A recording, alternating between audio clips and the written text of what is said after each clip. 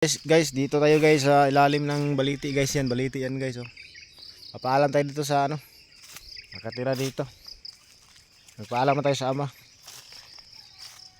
Amang makapangyarihan sa lahat. Siya ay may-ari ng lahat ng mga bagay dito sa lupa.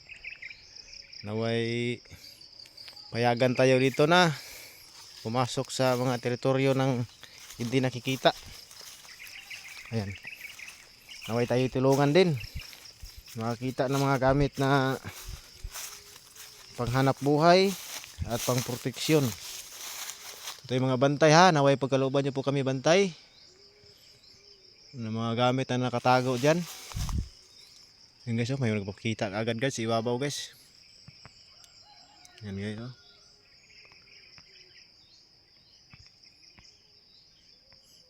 Kapayag yung bantay guys dahil nagpapaalaman tayo sa ating amang lumikha guys. Dahil sila dito guys ay pinabantay lang din guys sa kalikasan.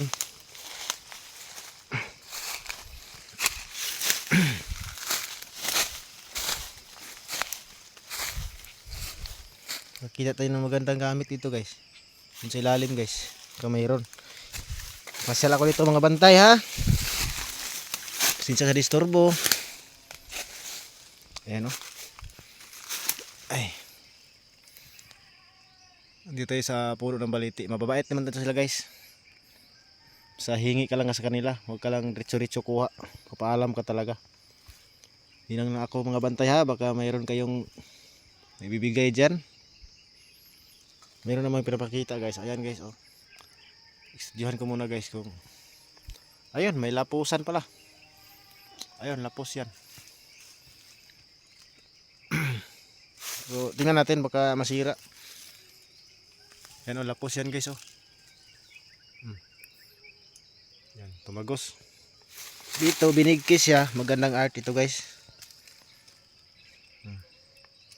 Ito yung baging na tumagos din sa baliti yan. Tagos yan. Balikos dito, dito naman ay tumagos.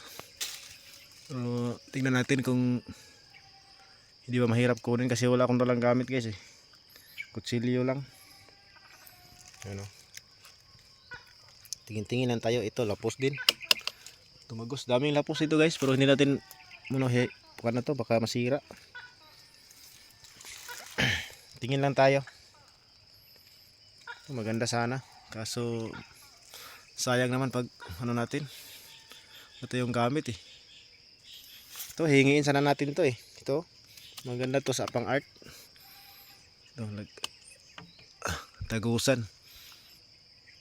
Maganda ito sa mga ano biyay-bahay guys.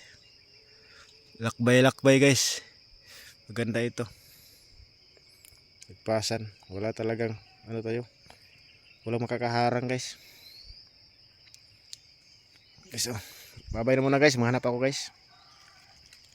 Yan oh. Tagos yan. Dito. Dito sa dumaan oh.